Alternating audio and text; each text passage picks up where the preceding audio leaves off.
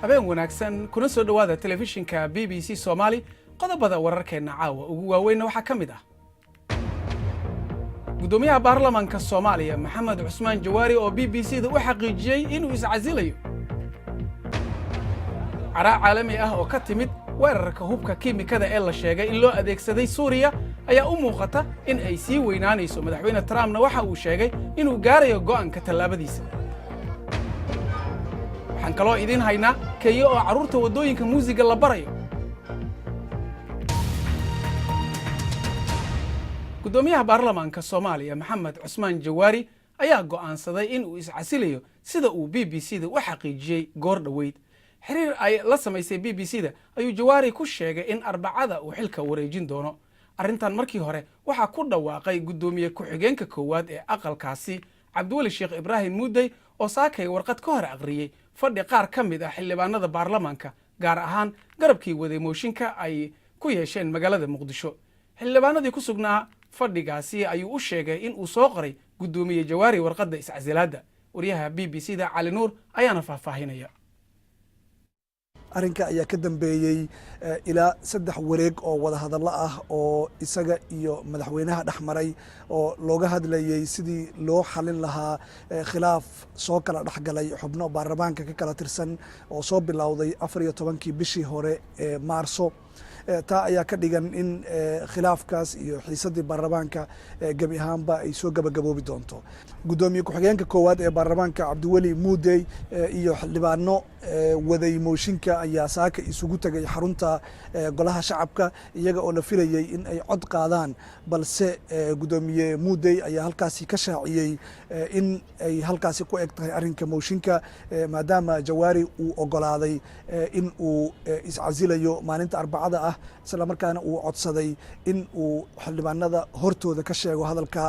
khudbad dheerna uu u jeediyo arrinkan ayaa waxaa soo dhaweeyay dadka magaalada Muqdisho iyada oo magaaladu ay maalmihii la soo dhaafay ba xaalad cakiran ku jirtay gaar ahaan marka ammaanka iyo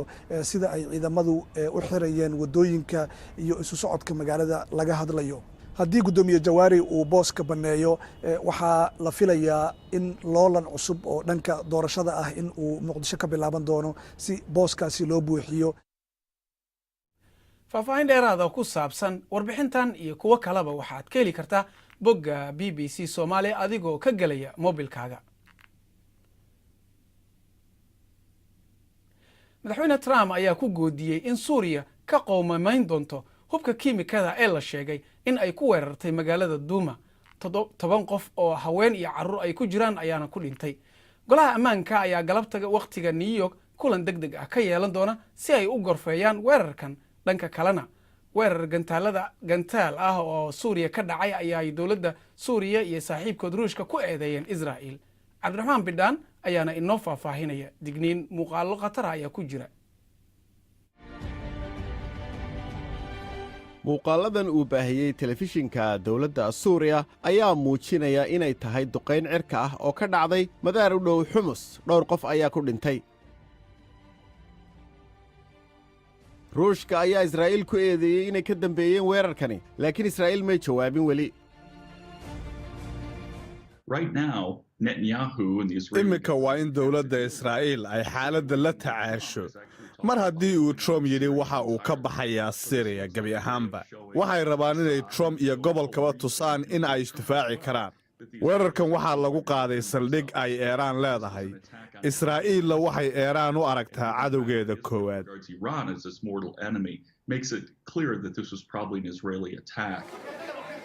weerarkani gantaalada ah ayaa imanaya iyadoo weerar loo malaynayo kiimiko lagu qaaday meel u dhow Dimashq 10 qof ayaa ku dhintay dadka qaar ayaa miyir doorsoomay iyada oo qaar kalena biyo lagaga meydhayay si looga tirtiro raadka kiimikada madaxweyne Trump ayaa dawladda Suuriya iyo xulafadeeda ku eedeeyay weerarkan wuxuu ku qoray baraha bulshada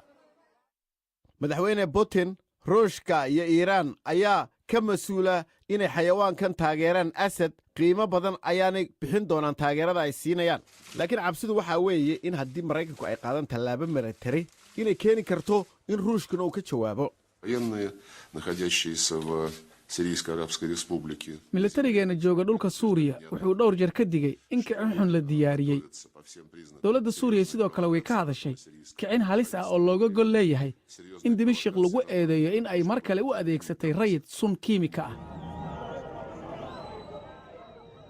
deegaanka duuma oo ah meesha loo malaynaya in kiimikada lagu weeraray ayaa fallaagadii joogtay basas lagu guray xalay kadib heshiis uu ruushku ka shaqeeyey dagaalka suuriya waa uu isbeddelayaa waxaana uu gelayaa marxalad khatara bal markana aynu eegno qodobo kale oo ku jira wararka maanta weli waxaa socdaa baaritaanka lagu hayo malaayiin dollar oo shalay lagu qabtay garoonka diyaaradaha aadan cadde ee magaalada muqdisho war qoraal ah oo dowladda soomaaliya ka soo baxay ayaa lagu sheegay in lacagta ay gaarayso 9.6 milyan oo dollarka maraykanka ah dowladda ayaa sheegtay in ay baarayso halka ay ka timid lacagtaasi iyo meesha ay ku socotay nabad ilaaliyaasha qaramada midoobay iyo koox hubaysan ayaa ku dagaalamay meel u dhow deegaanka madaxweynaha ee caasimadda Bangiga ee Jamhuuriyadda Afrikada Dhexe ugu yaraan 2 ruux ayaa ku dhimatay 10 kalena waa ay ku dhaawacmeen oo ay ku jiraan 11 nabad ilaaliyaal ah axadii ayay qaramada midoobay iyo ciidamada deegaanka qaadeen howlgal lagu bartilmaameedsanayo kooxaha hubaysan ee ku jira qaybaha magaalada oo ay muslimiinta ku badan yihiin madaxweynaha Nigeria Muhammadu Buhari ayaa sheegay in uu doonayo in uu xafiiska ku soo laabto mar labaad qoraal Twitterka la soo dhigay oo xafiiska madaxweynaha ka soo baxay ayaana lagu sheegay in Buhari uu u sharaxan yahay xisbiga ABC doorashada madaxweynaha ee 2019 madaxweyne Buhari ayaa waqti dheer daaweyn caafimaad u joogay Britain sanadkii hore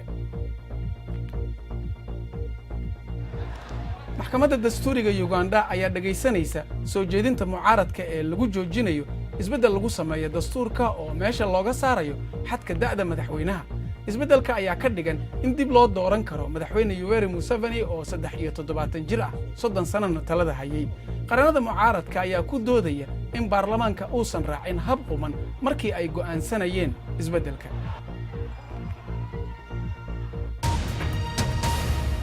cabsi ayay dareemayaan dadka reer Senegal kadib markii ay dhaceen afduubyo carruur oo isku xigxigay iyo sidoo kale dil la fahmi waayay oo 2 wiil iyo gabar yar ahaa waxaana la isla dhaxmarayaa in dadka qaarna ay aaminsan yihiin sabab diin ah loo dilay carruurtaasi mas'uuliyiinta waxa ay ku dadaalayaan in ay dadka ka dhaadhiciyaan in ay qabanayaan intii awoodooda ah Sohayba Maxamed Badqas ayaana faahfaahinaysa halkan waa goobta uu Badou Diop ka helay meydka wiilkiisa Seregna Fallo waxa uu ahaa 2 sano jir waxa la helay meydkiisa 3 cisho kadib waxana uu wardambeysay asaga oo la ciyaaraya mataantiisa cunno karis iyo dhaqaal baan ku jiray waxa ay ahayd 3dii banaanka ayaan u soo baxay si aan u eego carruurta waxaan arkay in Serengei Fallo uusan joogin waxa joogtay oo kaliya mataantiisii waxaan isugu yeeray dariska waxaan raadinayay 3 cisho dhimashada Fallo waxay soo jiidatay dibadbaxyo ay waalidiinta ka dhigeen wadooyinka hornaantii toddobaadkan ayaa 300 oo waalidiin ah waxay dibadbaxyo ka dhigeen Dhaka ilaa iyo haatan waxa la soo wariyay 3 dhimasho ah iyo 5 isku day afduub hadafkeenu waa in arrintan la soo afjaro waa mid dadka waddankan dhibaato ku haysa saraakiisha halkan waxa ay sheegeen in ay sameynayaan wax walba oo karaankooda ah balse dad yar ayaa aaminsan dadaalada saraakiisha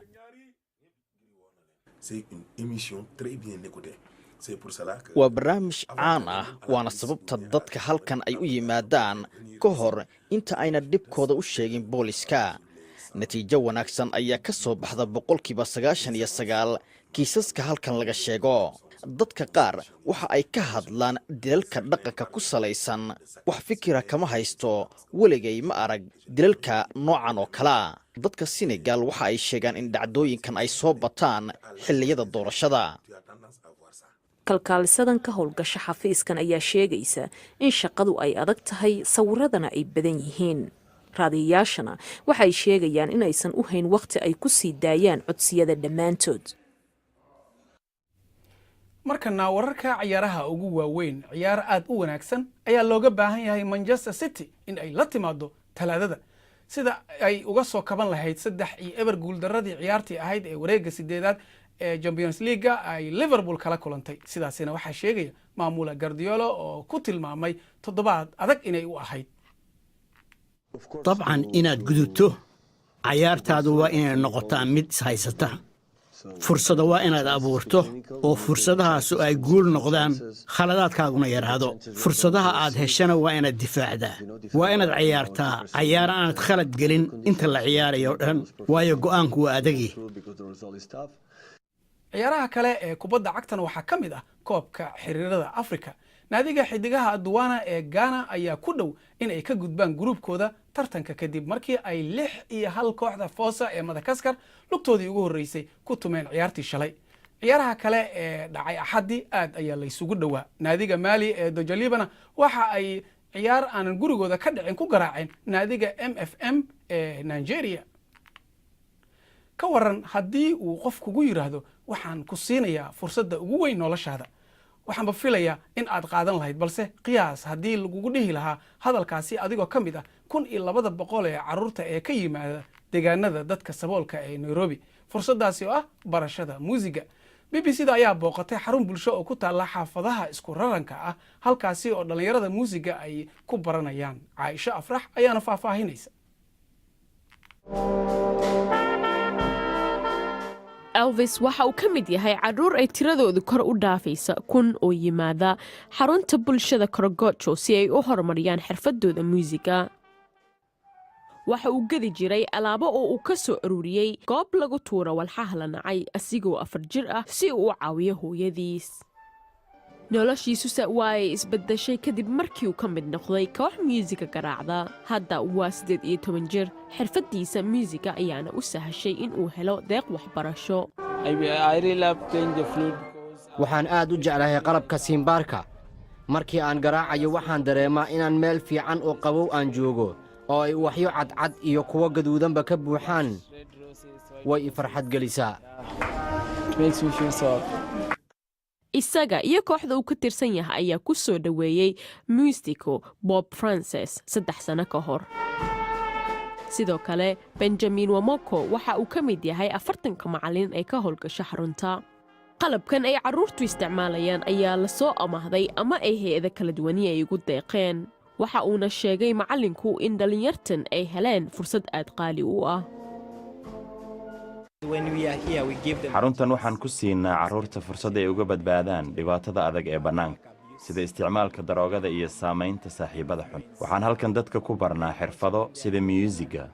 waxay noqon karaan muusigiistayaal xirfadooda ku shaqaysta. waxaa kaloo ay kooxdu fursad u helaan inay ka qayb galaan xafladaha waaweyn ee ka dhaca dalka iyo dibaddaba. kooxdan ayaa ku bilaabatay wiilal yaryar oo muusigiistayaal ah, balse waxa ay isku beddeshay koox weyn oo wax ka beddesha nolosha dhalinyaro fara badan. ugu dambayntiina tani waxay u eg tahay aflaanta casriga ah, balse waa dhab. ciyaartooyda ciyaaraha fudud ee khatarta ah ee ka kala socda adduunka oo dhan ayaa ku tartamaya Australia. taageerayaasha ciyaaraha qalabka biyaha ay kor u tuuraan ayaa daawanayay 2 maalin tartan socday oo tartamayaasha ay soo bandhigeen isrogrogid iyo leexleexasho si xaraga leh loo samaynayo.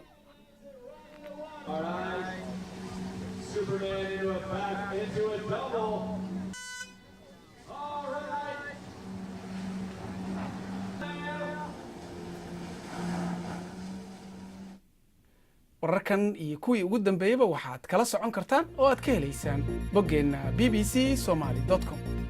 muuqaallo sawirro kala duwan oo ku saabsan wararka aynu ka shaqaynayno waxaad ka heli kartaan oo kala socon kartaan Somali Facebook.